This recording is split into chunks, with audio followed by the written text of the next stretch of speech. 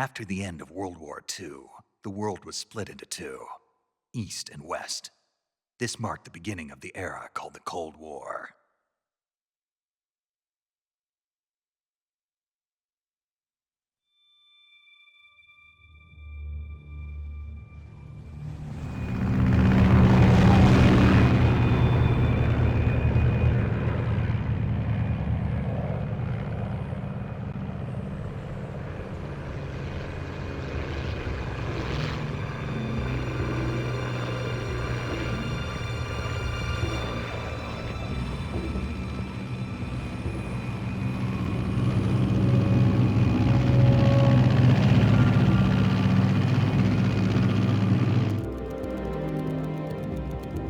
Pakistan, altitude 30,000 feet.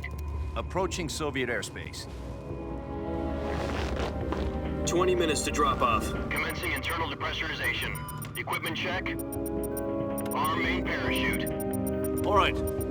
You ready to go? Drop zone still showing a high pressure mass. Cav okay. Good. We've got high visibility.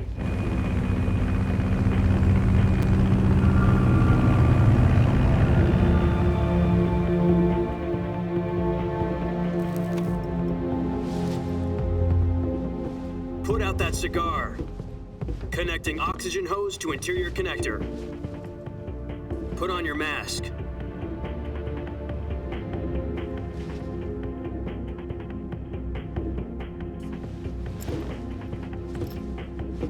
Does this panty waste know what he's doing? Approaching release point. 10 minutes to drop off. Hey, are you deaf? He said put out the cigar and put on your mask.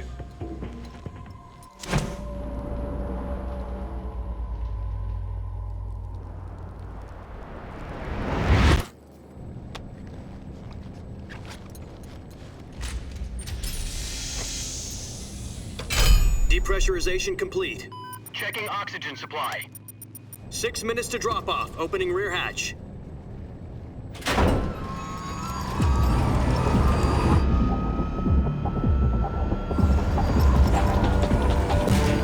Sunrise.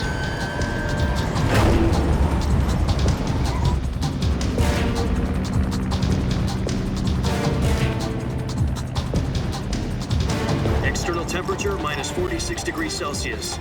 2 minutes to drop off. Stand up.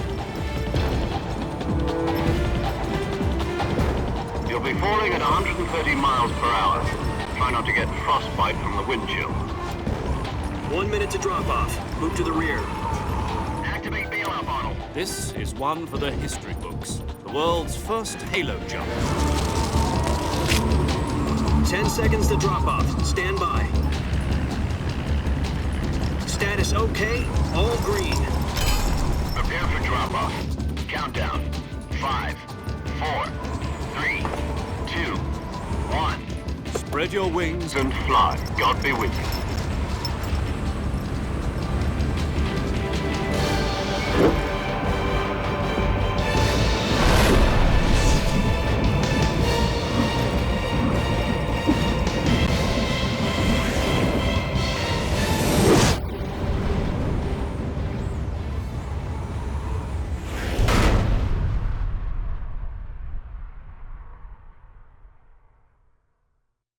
Jack, I've got some important news. The head of the CIA has finally given us the green light for the Virtuous mission. Virtual mission? No, the Virtuous mission. The future of our Fox unit depends on it. If it succeeds, we'll be officially organized into a unit. Virtuous mission? Sounds like some kind of initiation ritual. You know, don't get cocky. This isn't a training op. Right.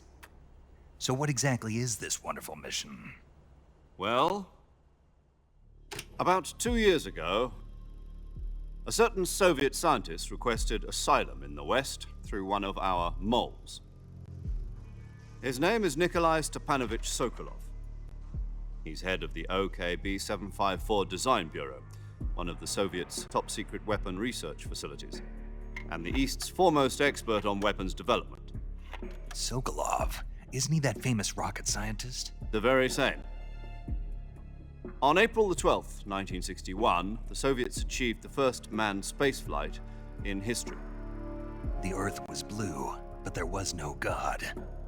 Well spoken. The rocket that carried Yuri Gagarin into orbit was the A-1, known as the Vostok rocket. Sokolov is said to be the man most responsible for the multi-engine cluster used in that rocket. After Gagarin's flight, Sokolov left rocket development to become the head of the newly established Design Bureau. From a lowly technician to head of a design bureau, that's quite a success story, so why'd he want to defect? It seems he'd become afraid of his own creations. Afraid? Call it a crisis of conscience. And for that, he left his country and his family behind and went over the fence? Not exactly. One of his conditions was that his family was also to be taken safely to the west. We used a mole to get the family out first and succeeded in sneaking Sokolov over the Berlin Wall shortly afterwards. I was the one who conducted the operation. The security on the eastern side was still full of holes back then. Then what? We got Sokolov over in one piece, but the whole ordeal had left him exhausted, and we checked him into a hospital in West Berlin. It took him 2 weeks and more than 600 miles to get from the research facility in the Soviet Union to Berlin.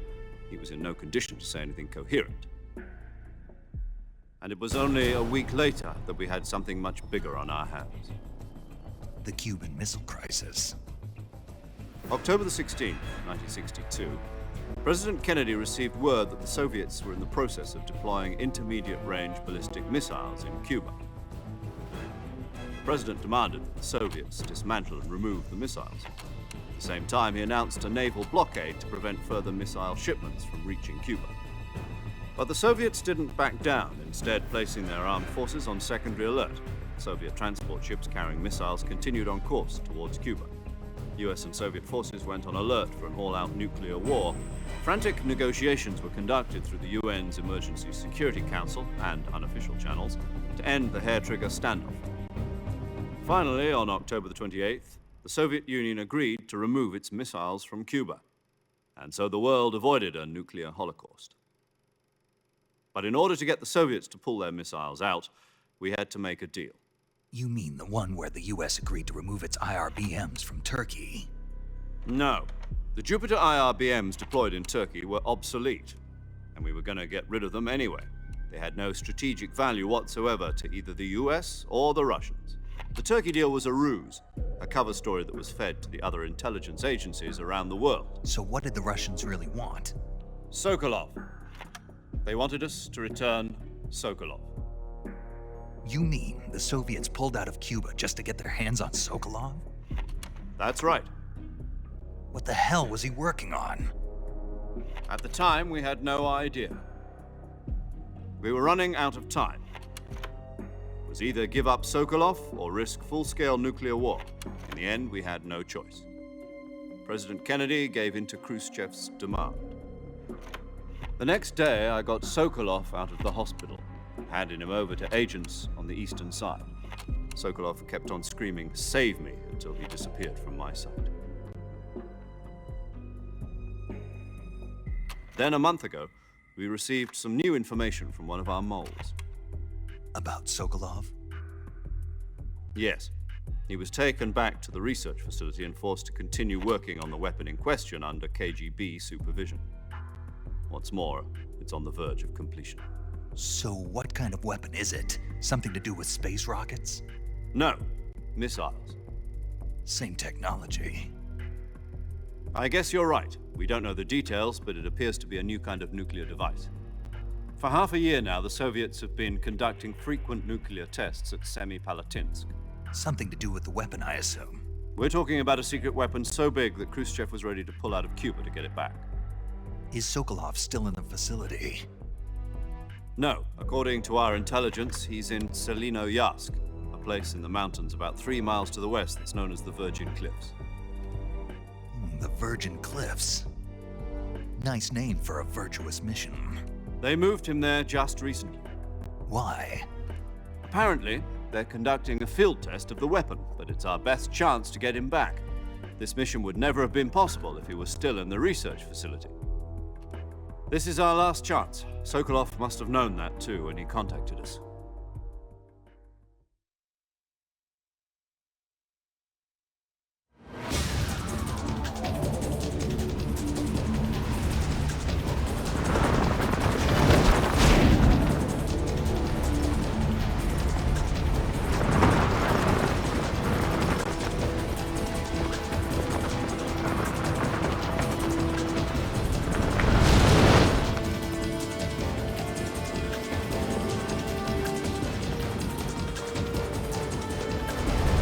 Listen up, Jack. Your mission is to infiltrate Selino Yask in the Soviet mountains, ensure the safety of Sokolov, and bring him back to the West.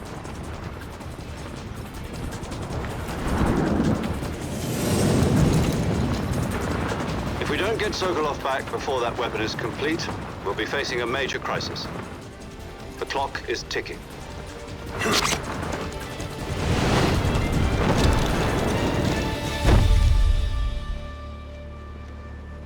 Once we've confirmed the rescue of Sokolov, stand by at the recovery point. A recovery balloon will be dropped at that point. Helium will be pumped into the balloon to inflate it. The process takes about 20 minutes. Once it's complete, the gunship's arm will latch onto the balloon and pull it up. The Fulton surface-to-air recovery system. I'm familiar with the theory. Take it easy. It's been combat-proven. Do you think Sokolov is up to it? The shock will be less than during a parachute jump, and the arm can handle up to 500 pounds. So you're planning on going over the border in a single combat Talon?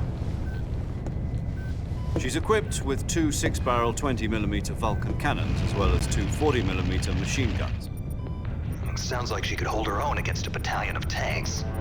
Even with the fuel in the reserve tank, we're facing a 4-hour time limit. If all goes well, it shouldn't take more than a few hours. Home in time for dinner. But if anything goes wrong, you'll be eating dinner, breakfast, and all the rest of your meals in the jungle.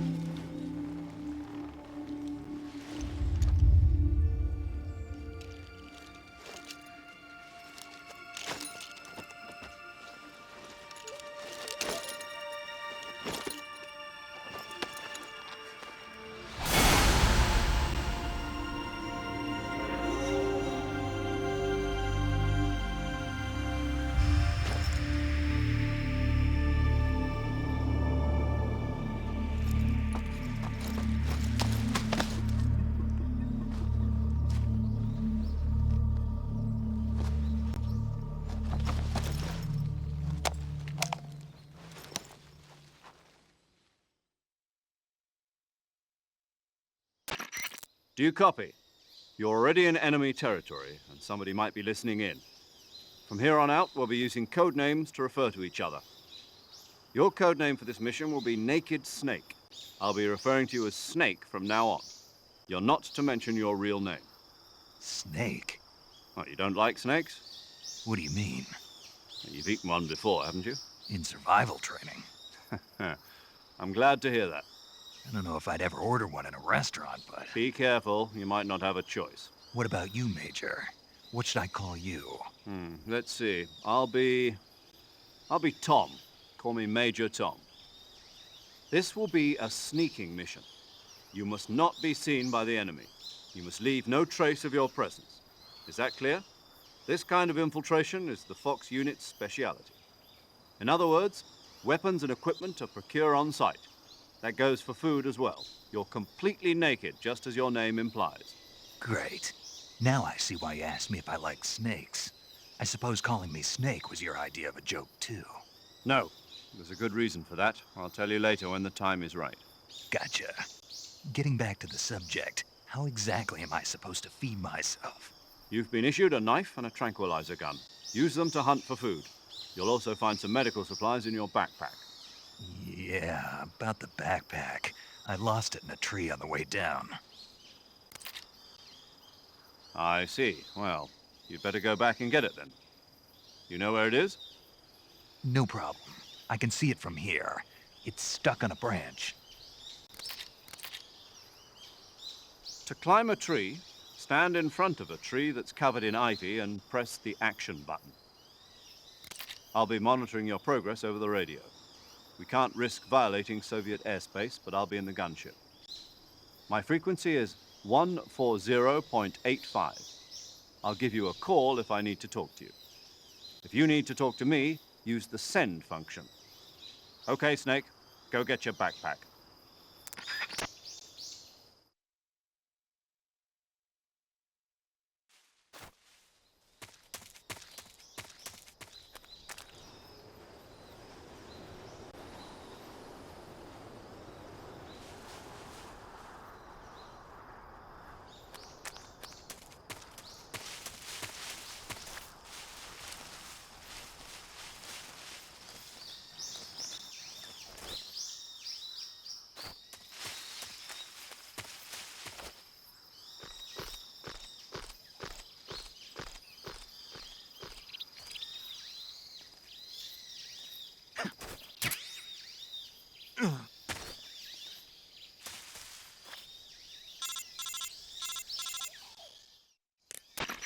I see you've retrieved your backpack, Snake.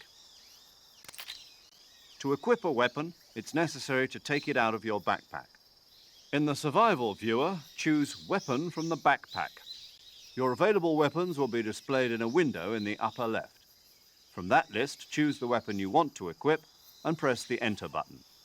For other equipped items, just do the same thing from Item. Got it. Use the survival viewer backpack. Yep, that's right. Survival is fundamental to this mission. After you've been out in the field for a while, your stamina will start to drop. If your stamina gets too low, it'll affect your performance. You won't be able to shoot accurately, for example, and your wounds won't heal as smoothly. Keep an eye on your stamina so you don't run out. To recover lost stamina, you can hunt for local flora and fauna. You can use either your tranquilizer gun or your knife to hunt. My only weapon is a Mark 22 Hush Puppy tranquilizer gun? That's right. It's been fitted with its own suppressor. However, the suppressor will deteriorate every time you fire. Once its durability reaches 0, the noise suppression effect will be gone. So don't get too trigger-happy with it. The suppressor's durability is shown in the icon. Any weapons and equipment beyond what you're carrying now, you'll have to find as you go. I have to find my own weapons and equipment? Whose crazy idea was this anyway? Solo covert actions are standard Fox operating procedure. You can't leave any traces of your presence. No weapons, equipment, footprints, sweat, or bodily waste. The same goes for bullets and cartridges, too. Your presence in enemy territory is already a violation of international conventions of warfare. There aren't supposed to be any American soldiers in Russia. It could spark an international incident. You can't let anyone see you. You can't let the enemy know you're there. This is a stealth mission. You're a ghost, Snake, in every sense of the word. And there'll be no rescue if you're captured. The military and US government will deny any involvement in the affair. Then I'll just have to take care of myself, huh? I'm afraid so. You've been given a fake death pill for that purpose. SIS guidelines stipulate that soldiers on covert ops like this one be issued a potassium cyanide capsule. Tape it to your body so you can take it when you need to. How generous of you. Use it if you're taken prisoner by the enemy. It'll send you into a state of false death for a short time. Fooling them into thinking that I'm really dead. So how do I come back to life? Just take the revival pill. You mean that thing they put in my tooth before the mission? That's the one. But be careful. If you remain in a state of false death for too long, nothing will be able to bring you back. Remember that. I'll keep it in mind. You said this was a solo mission, right? Right. I guess that means I can't count on any reinforcements. Correct. The mission rests entirely in your hands. A real one-man army. Relax. There's a support team ready to back you up over the radio. Who? I'll introduce them to you. This time, survival is of utmost importance. The first member of the support team will be in charge of monitoring your physical condition, acting as a medic, so to speak, as well as recording your mission data. She's a member of Fox as well, and she's here on the gunship with me. She? Hello, Snake. I'm paramedic. Nice to meet you. Paramedic. As in a medic who comes in by parachute. Aren't you going to tell me your real name? Are you going to tell me yours, Mr. Snake? My name, huh? It's John Doe. And they call you Jack for short. You're a regular Captain Nemo. A name means nothing on the battlefield. After a week, no one has a name. What's your name? Jane Doe. Very funny. I wasn't joking, but I'll tell you my name only if you manage to make it back alive. My frequency is 145.73. She's also in charge of recording your mission data. Whenever you want to save, send a message over the reserved save frequency, 140.96. So saving lets me record my mission data. That's right. It also records the state of your health. Good to know. There's one more person I want to introduce you to, Snake. Huh? Speaking of snakes, you remember the boss, don't you? A legendary soldier and your mentor. Actually, it was the boss that got the DCI's authorization in the first place. She's going to be serving as Fox's mission advisor. The boss is? She also helped me plan this mission. She and I were at SAS together. Jack, is that you? How many years has it been? Boss? That's right. It's me. Oh. Talk to me. Let me hear your voice. It's been 5 years, 72 days, and 18 hours. You've lost weight. You can tell just by the sound of my voice. Of course I can. I know all about you. Really? Well, I don't know anything about you. What's that supposed to mean? Why'd you disappear on me all of a sudden? I was on a top-secret mission. Hmm. You didn't need me anymore. But there were still so many things I wanted you to teach me. No, I taught you everything you needed to know about fighting techniques. I taught you all I could. The rest you needed to learn on your own. Techniques, sure. But what about how to think like a soldier? How to think like a soldier? I can't teach you that. A soldier needs to be strong in spirit, body, and technique. And the only thing you can learn from someone else is technique. In fact, technique doesn't even matter. What's most important is spirit. Spirit and body are like two sides of a single coin. They're the same thing. I can't teach you how to think. You'll just have to figure it out for yourself. Listen to me, Jack. Just because soldiers are on the same side right now doesn't mean they always will be. Having personal feelings about your comrades is one of the worst sins you can commit. Politics determine who you face on the battlefield. And politics are a living thing. They change along with the times. Yesterday's good might be tomorrow's evil. Is that why you abandoned me? No, it had nothing to do with you. I already told you, Jack. I was on a top-secret mission. A soldier has to follow whatever orders he's given. It's not his place to question why. But you're looking for a reason to fight. You're a natural-born fighter, but you're not quite a soldier. A soldier is a political tool, nothing more. That's doubly true if he's a career soldier. Right and wrong have no place in his mission. He has no enemies and no friends. Only the mission. You follow the orders you're given. That's what being a soldier is. I do whatever I have to get the job done. I don't think about politics. That's not the same thing. Sooner or later, your conscience is going to bother you. In the end, you have to choose whether you're going to live as a soldier or just another man with a gun. There's a saying in the Orient, loyalty to the end. Do you know what it means? Being patriotic. It means devoting yourself to your country. I follow the president and the top brass. I'm ready to die for them if necessary. The president and the top brass won't be there forever. Once their terms are up, others will take their place. I follow the will of the leader, no matter who's in charge. People aren't the ones who dictate the missions. Then who does? The times. People's values change over time, and so do the leaders of a country. So there's no such thing as an enemy in absolute terms. The enemies we fight are only enemies in relative terms, constantly changing with the times. As long as we have loyalty to the end, there's no point in believing in anything, even in those we love. And that's the way a soldier's supposed to think? The only thing we can believe in with absolute certainty is the mission, Jack.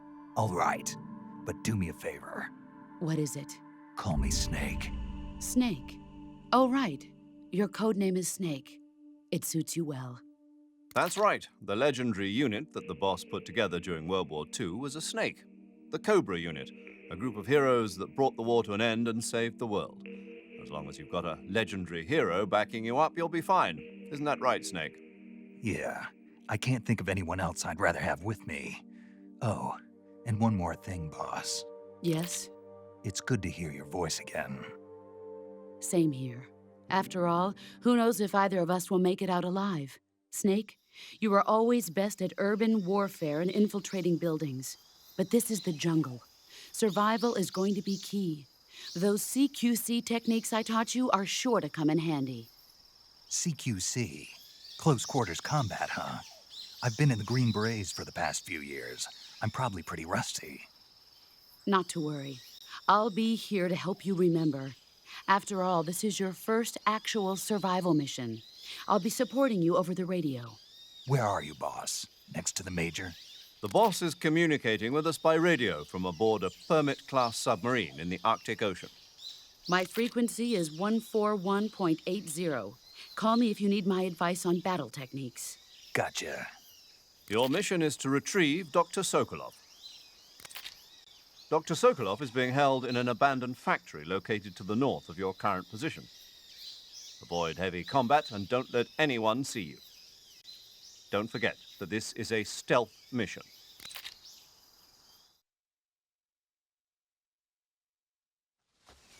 Snake, try to remember some of the basics of CQC.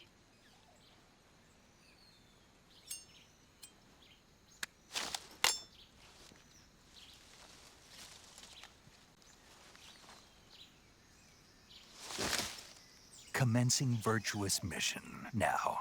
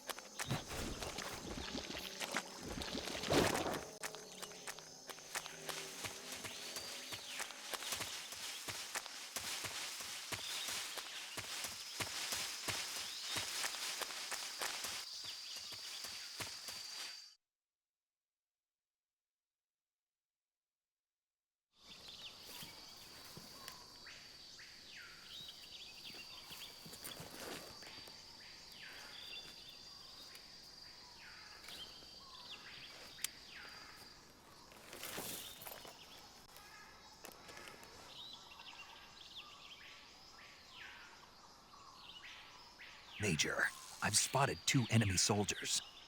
They're probably KGB troops sent to guard Sokolov. AK-47s and grenades.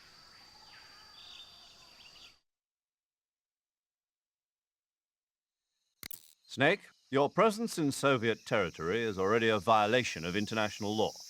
We can't let the Kremlin find out that the CIA and the American government are involved. Contact with the enemy, is strictly prohibited. Don't engage them in battle either. This is a stealth mission. Got that? The Major is right. The point of this mission is to sneak through the jungle without being seen. The success of the mission depends on how well you use your camouflage. Change your camouflage by selecting Camouflage from the Survival Viewer. The Uniform option lets you pick your uniform, while the Face option lets you change your face paint. Choosing camouflage that blends in with your surroundings will help you conceal yourself more effectively. Also, don't forget that anything that moves will stand out in the jungle. If you just stand up and run around like an idiot, you're bound to be spotted. But if you crawl instead, you should be able to sneak by without being noticed. You can see how effective your camouflage is by looking at the Camo Index. The Camo Index shows how well your current camouflage blends in with the surrounding area. The higher the value, the harder you are to spot, and vice versa. The key is to make yourself one with nature. Keep that in mind as you go along, okay?